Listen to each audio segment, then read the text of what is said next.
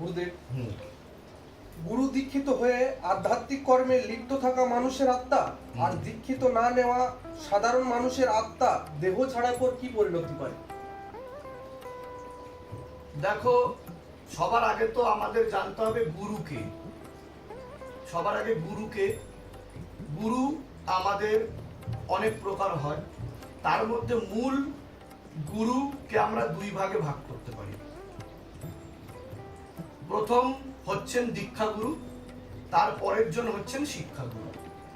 এই দীক্ষা ও শিক্ষা গুরু একজনই হতে পারে। কিন্তু যদি আমাকে প্রশ্ন করা হয় যে সর্বোত্তম গুরু কে, তাহলে আমি বলবো বাবা মাই হচ্ছেন সর্বোত্তম গুরু।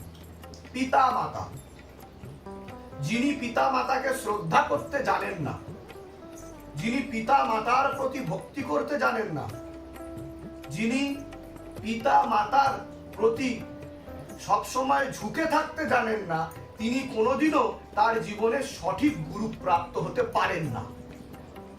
অর্থাৎ পিতা মাতার কৃপা যদি সন্তানের উপর না হয়, তাহলে সে কোনো রকম ভাবে সঠিক গুরুকে প্রাপ্ত হতে পারেন না। তুমি গুরুকে খুঁজবে, তোমার এই সামর্থ্য নেই, তোমার সেই শক্তিও নেই। গুরু তোমাকে সময় হলে খুঁজে নেবে। তুমি যদি উপযুক্ত হও, ঠিক সময় হলে তোমাকে গুরু খুঁজে নেবে। তবে সেই খিদে তোমাকে থাকতে হবে, সেই খোঁজ তোমাকে থাকতে হবে। ব্যাকুল না হলে তো গুরুর দেখা তুমি পাবে না। ঈশ্বর কখনোই তোমার সাথে গুরুর সাক্ষাৎ করাবে না। বাচ্চা না কাঁদলে মা কি দুধ খাওয়ায়? খাওয়ায় কি? আগে তো কাঁদতে হবে, না কাঁদলে তাকে পাবে কি করে? তাহলে গুরু কে? গুরু ব্যাপারে কি বলা হয়েছে শাস্ত্রে? গুরু ব্রহ্মা গুরু বিষ্ণু গুরু দেব মহেশ্বর গুরুরেব পরম ব্রহ্ম তস্मै শ্রী গুরুবে নমঃ। তাহলে শাস্ত্র কি বলছে? গুরু ব্রহ্মা বিষ্ণু মহেশ্বর এবং পরব্রহ্ম সমতুল্য। গুরুকে, গুরুকে না পেলে কখনোই আমরা পরমেশ্বরের সাথে মিলিত হতে পারবো না, তাকে চিনতে পারবো না, তাকে জানতে পারবো না। গুরু হচ্ছে সেই মাধ্যম যিনি আমাদেরকে রাস্তা দেখিয়ে দেবেন। আজকে ভুল পথে গেলে কখনোই ফুল পাওয়া যায় না। তুমি যদি অ্যাড্রেসই না জানো, তাহলে গন্তব্যে পৌঁছাবে কি করে? পারবে? পারবে কি? পারবে না গন্তব্যে পৌঁছাতে। অতএব সেই রাস্তাটা কে দেখাবে? গুরু স্বয়ং দেখাবে। তুমি যদি হাঁটতে না পারো, গুরু কোলে তুলে তোমাকে পৌঁছে দেবে। তার জন্য গুরুর সৎসঙ্গ করতে হবে। আর গুরু কখনো ছোট বড় হয় না, গুরু তো গুরুই হয়। গুরু গুরুই হয়। আর যে গুরুর সামনে ঝুঁকে যায়, মাথা নত করে থাকে, সে কিন্তু কাম ক্রোধ লোভ মোহ অহংকার পৃথিবী ও বিশ্ব ব্রহ্মাণ্ডের সকল মোহ মায়া থেকে নিজেকে ছাড়িয়ে পরমেশ্বরের দিকে অগ্রসর হতে শুরু করে। বিশ্ব ব্রহ্মাণ্ডে যেই ঝুঁকে গেছে, যেই বিশ্ব ব্রহ্মাণ্ডে ঝুঁকে গেছে, তিনি কিন্তু সর্বত্র বড় হয়ে গেছে। তাই নয় কি? আজকে আমরা বড় কি উদাহরণ দিতে পারি? বজরংবলী। বজরংবলী তার গুরু প্রভু শ্রীরামের সামনে ঝুঁকে গেছে, কি ঝুঁকে যায়নি? তাহলে কি বজরংবলী ছোট হয়ে গেছে? আজকে সারা পৃথিবীতে এবং এই ভারতবর্ষে কতগুলো বজরংবলী মন্দির দেখতে পাওয়া যায়, আর কতগুলো রাম মন্দির দেখতে পাওয়া যায়? রাম মন্দিরের থেকে বজরংবলী মন্দিরে বেশি দেখতে পাওয়া যায়, তাই কিনা? ঠিক বলছি কিনা? ফলধারী গাছ সবসময় মাথা নত করে থাকে, ঝুঁকে থাকে। যে গাছে বেশি ফল হয় সে ঝুঁকে থাকে কিনা? অর্থাৎ তার মধ্যে কখনো অহংকার থাকে না। জ্ঞান সকলের মধ্যে থাকতে পারে, কিন্তু জ্ঞানেরও প্রকার ভেদ আছে। A knowledgeable person and a wise person, পার্থক্য রয়েছে দুটোর মধ্যে। ঠিক আছে? তো জ্ঞানীকে এবং পরম জ্ঞানীকে সেটা বুঝতে হবে। আমাদের পুঁথিগত বিদ্যা থাকলে হবে না। যে জ্ঞান ঝুঁকতে শেখায় না, যে জ্ঞান বুঝতে শেখায় না, যে জ্ঞান নত হতে শেখায় না, সে জ্ঞান কোনোদিনও পরমাত্মাকে দিতেও শেখাবে না। তো গুরু গুরু হচ্ছে, গুরুর মধ্যেই তুমি সকল দেবদেবীগণ, সকল মুনি ঋষি, যোগীগণ এবং ব্রহ্মা বিষ্ণু মহেশ্বরকে পেতে পারো। তিনি ব্যতীত তার কাছে পৌঁছানো অসম্ভব। আমাদের শাস্ত্রে গুরুর মাহাত্ম্য অনেক। আজকে কোনো মহাপুরুষের সামনে যদি ভক্তগণ শিষ্যগণ ঝুঁকে যায়, সে বয়সে ছোটই হোক আর বড়ই হোক, তাহলে সে পাপ করছে না পুণ্য করছে? কি করছে? কেন পুণ্য করছে? কেন তাকে প্রণাম করছে? কারণ সে তাকে প্রণাম করছে না, তার পিছনে যে যে শক্তি কাজ করছে, তার পিছনে যে যে শক্তি কাজ করছে তাকে প্রণাম করছে। সে তো উপলক্ষ মাত্র, সে তো উপলক্ষ মাত্র, সে তো মাধ্যম। সবাই তো তাকে দেখতে পাচ্ছে, কিন্তু তার পিছনে যে এত বড় বড় শক্তি কাজ করছে, যিনি সর্ব আকর্ষক। আজকে এত বড় বড় প্রতিষ্ঠানে এত বড় বড় ভিড় কেন লাগে? 2024 সালে দাঁড়িয়ে সবাই কি অশিক্ষিত? সবাই কি কোনো সময়ের মূল্য নেই, ভ্যালু নেই? না, পরমেশ্বর সর্ব আকর্ষক, তাই সবাই আকর্ষিত হয়ে তার দিকে আসে এবং তার সামনে মাথা নত করে। সেখানে কোনো ডিগ্রি কাজ করে না, সেখানে কোনো পদ কাজ করে না, সবাই ঝুঁকে যায়। আর ঝুঁকে গেলে কোনোদিনও ছোট হয় না কেউ। আজকে আমি একটা এনার্জি, তুমি একটা এনার্জি। তুমি যদি কারো সামনে ঝুঁকে যাও, সেও একটা এনার্জি। অর্থাৎ সেই এনার্জির মাধ্যমে তোমার এনার্জির উপর যে শক্তি চালনা ঘটছে, সে কারণে তোমার ঝোঁকা উচিত। যদি সে তোমার থেকে সুপ্রিমেসি হয়ে থাকে। আমাদের কারোর এনার্জি সমান নয়। আজকে আমি আলাদা এনার্জি বহন করি, ও আলাদা এনার্জি বহন করে, ও আলাদা এনার্জি বহন করে, আর তুমি আলাদা এনার্জি বহন করো, তাই না? আমরা আলাদা আলাদা মানুষ। এনার্জি কোথা থেকে উৎপন্ন হয়? চিন্তাধারা থেকে। What you think you become.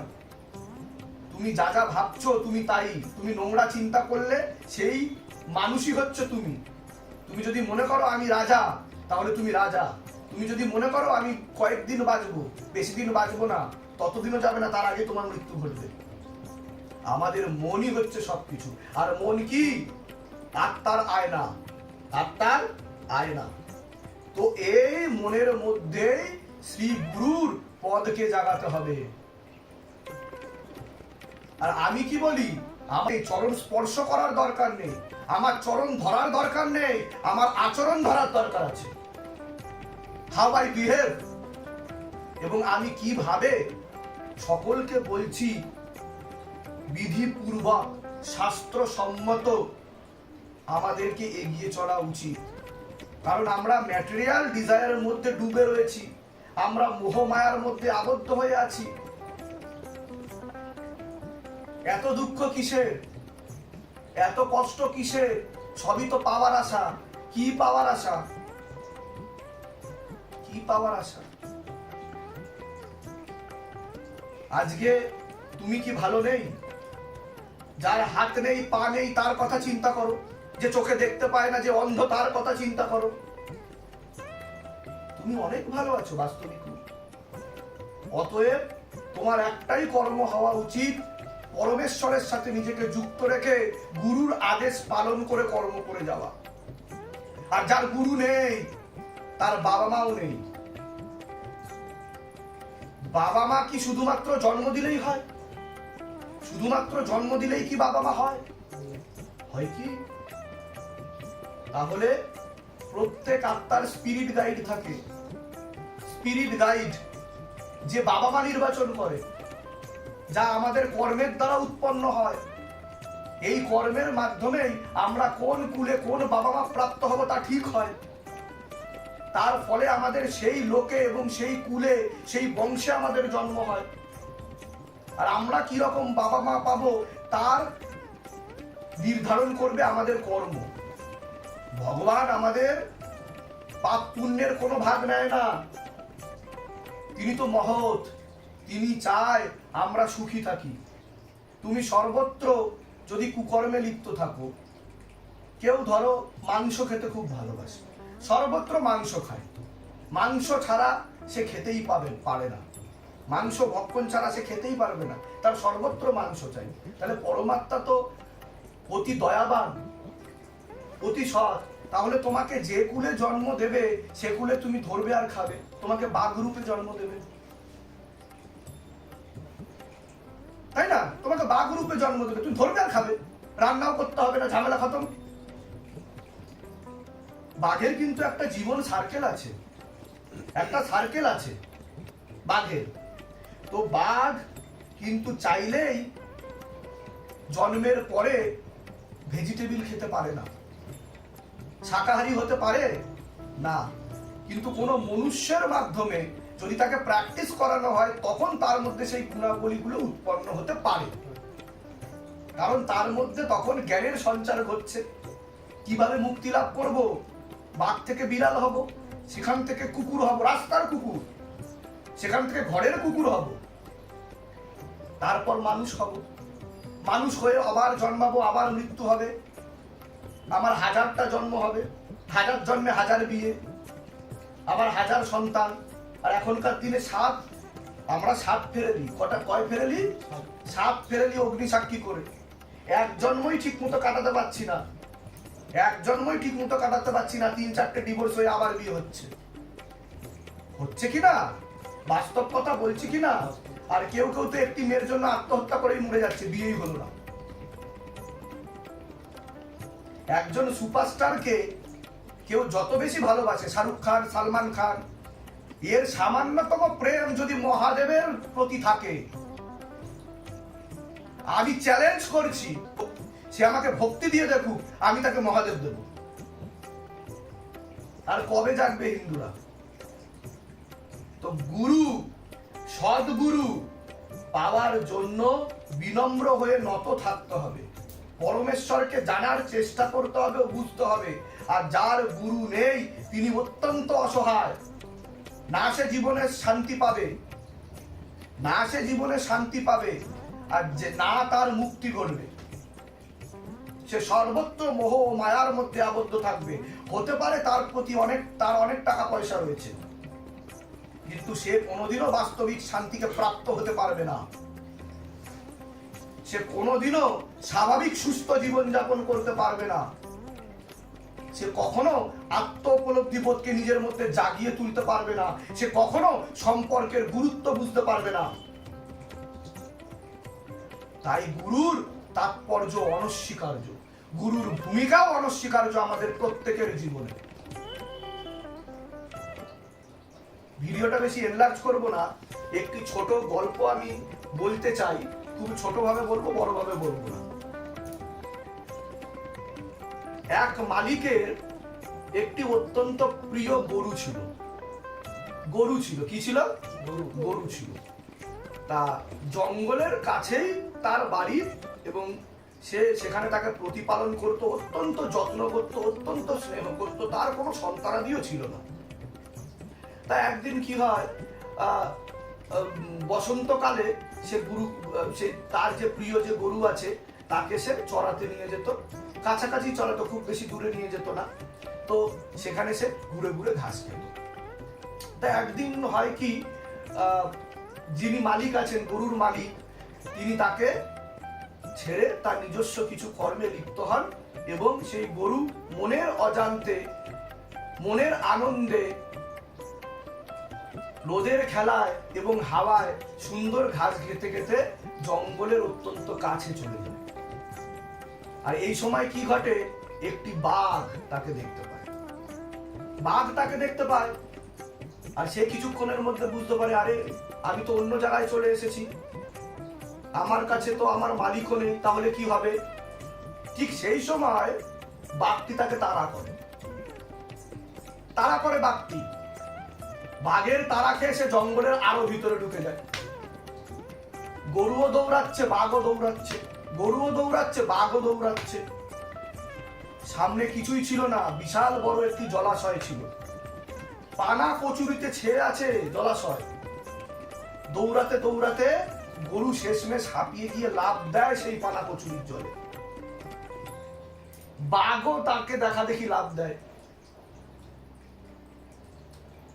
এবার দুজনেই ফেসে যায়, কেউ নড়তে পারে না। আগে রয়েছে গরু, পিছনে রয়েছে বাঘ, দুজনেই ছটপট করছে। তখন গরু খুব হাসতে শুরু করে। কেন হাসতে শুরু করে? গরু হাসতে হাসতে বলে, হে বাঘ, এবার তো তুমি ফেসেছো, এবার তোমাকে কে বাঁচাবে? আমার তো মালিক আছে, আমি জানি সে ঠিক খুঁজতে খুঁজতে জলাশয়ের কাছে আসবে এবং আমাকে উদ্ধার করবে, আর তুমি এখানে ফেসেই মরবে। আর ঠিক তাই হয়। কিছুক্ষণ পর তার মালিক পাগলের মতো তাকে খুঁজতে খুঁজতে জঙ্গলে প্রবেশ করে এবং সেই জলাশয়টির কাছে গিয়ে দেখে তার প্রাণের প্রিয় গরু সেখানে ফেসে রয়েছে। সে দড়ি ছুঁড়ে সেই জলাশয়ের মধ্যে নেমে ধীরে ধীরে অতি যত্ন সহকারে তাকে পাড়ে তোলে।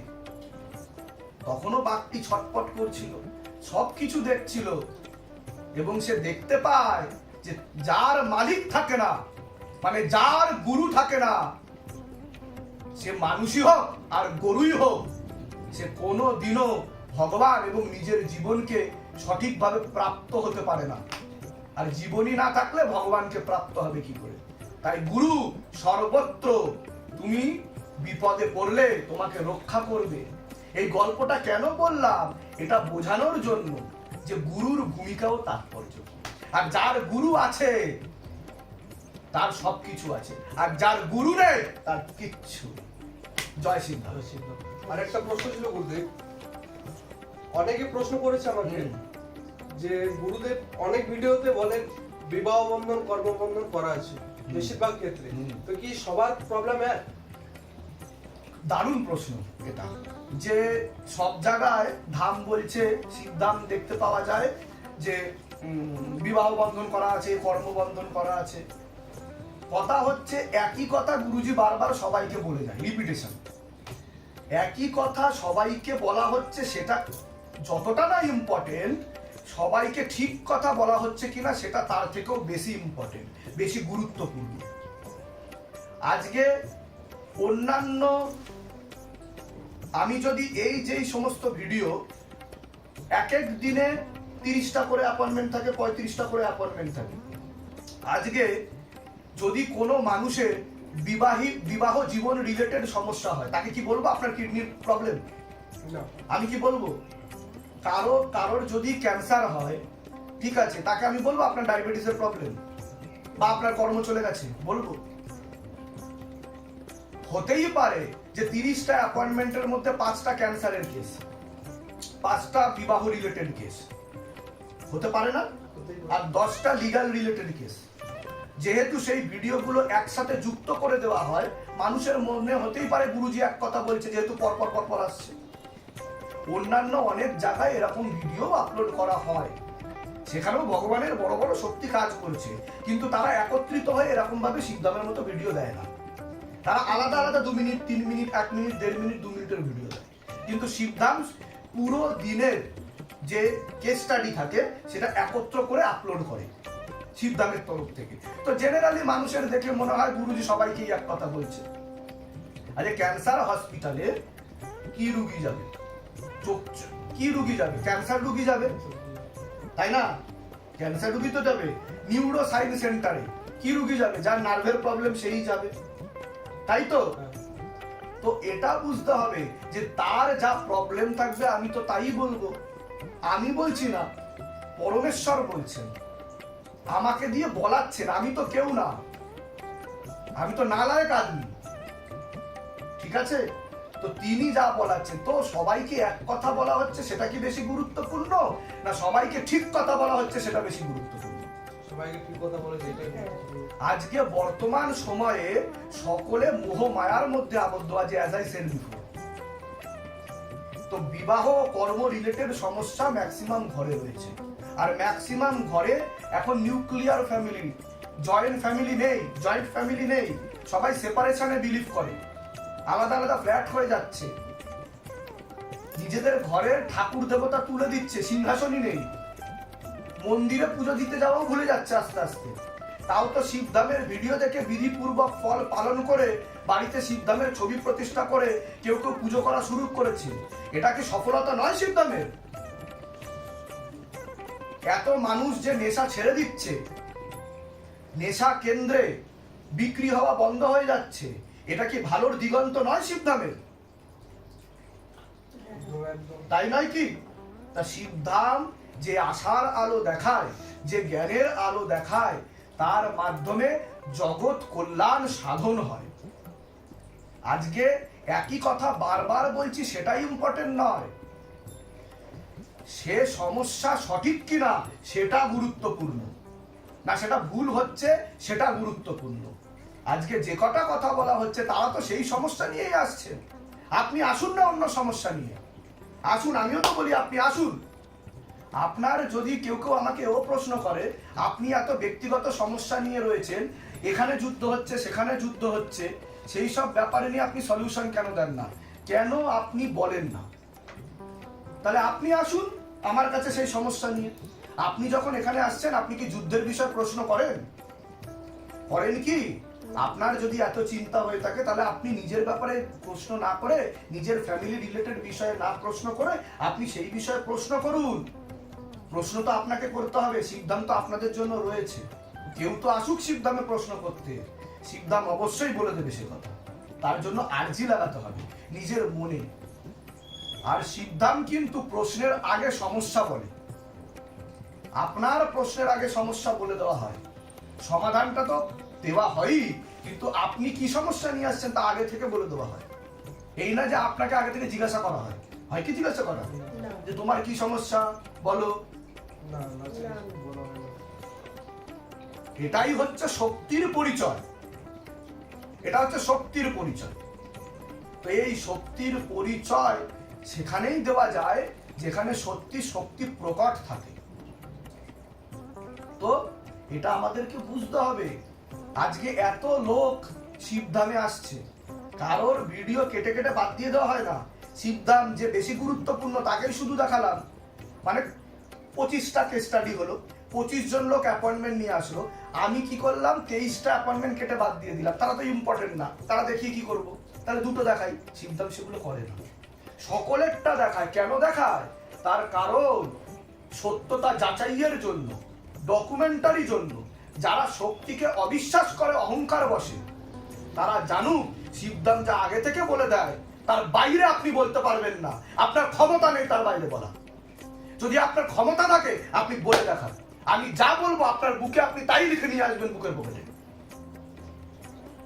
আপনার বলার ক্ষমতা নেই তার বাইরে, আপনি বলবেনও না, যা আমি আগে থেকে বলে দেব।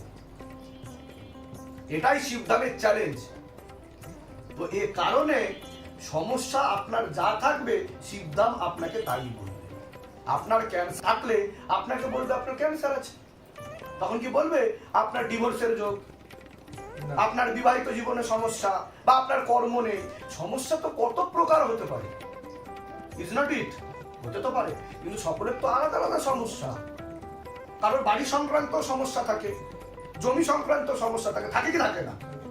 সবার সমস্যা তো এক নয়।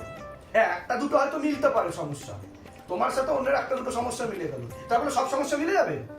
মিলবে কি? আর কারোর যদি এত বড় ক্ষমতা থাকে, অনেকে বলে ম্যাজিশিয়ানরা ম্যাজিক দেখায়, ম্যাজিশিয়ানরা ম্যাজিক দেখায়। তা যদি তারা ম্যাজিক দেখায়, তারা যদি শিবধাম যা যা করছে করে দেখাচ্ছে, তারা যদি করে দেখাতে পারে, আমি বলবো তারা একটা ধাম খুলে বসুক। আমি তাদেরকে ওপেন চ্যালেঞ্জ দিচ্ছি, তারা ধাম খুলে বসুক এবং সেই সমস্যার সমাধানও দিয়ে দেখাক। আজকে শিবধাম থেকে শুধু শিবধামের ছবি প্রতিষ্ঠা করে গৃহবন্ধন, লক্ষ্মীবন্ধন, কবচ অনেক দূরের কথা। আমি কাউকে পার্সোনালি বলি না এগুলো নিতেই হবে, এটা যার যার ব্যক্তিগত ব্যাপার, নিলে নেবে, না নিলে না নেবে। এখানে কোনো প্রণামীও নেওয়া হয় না। আপনি আপনার সমস্যা নিয়ে আসছেন এবং তা শিবধাম থেকে বলে দেওয়া হচ্ছে। কেন বলে দেওয়া হচ্ছে? কারণ এই বিশ্বাসটা জাগানোর জন্য যে তিনি আছেন, তিনি রয়েছেন, সবকিছুকে ছেড়ে তার চরণ ধরুন, তার সাথে যুক্ত হন। আমি আমার সাথে যুক্ত করতে আপনাদের আসিনি, আমি এসেছি তার সাথে যুক্ত করতে। আপনাদের প্রত্যেক ঘরে ঘরে শিবধামের ছবি প্রতিষ্ঠা হওয়ার দরকার রয়েছে। আমরা আমাদের পরম্পরাকে ভুলে গেছি। আমরা আমাদের বাবা মাকে সম্মান করব কি করে? আমরা আমাদের সম্পর্ককে বাঁচাবো কি করে? যে এক পুরুষে সুখী নয়, যে এক নারীতে সুখী নয়, সে বাস্তবিক জীবনে শান্তি পাবে কি করে? পাবে কি করে? তার জন্য আগে ভগবানের চরণ আশ্রিত হওয়া উচিত। তবে তো বুঝতে পারবে যে আমি কে, আমি কে, তবে তো তাকে আমি বুঝতে পারবো। আশা করছি আমার যে কথাগুলো আমি তোমাকে বলেছি তুমি তোমার প্রশ্নের উত্তর পেয়েছো। জয় শ্রী, জয় শ্রী। জয় শ্রী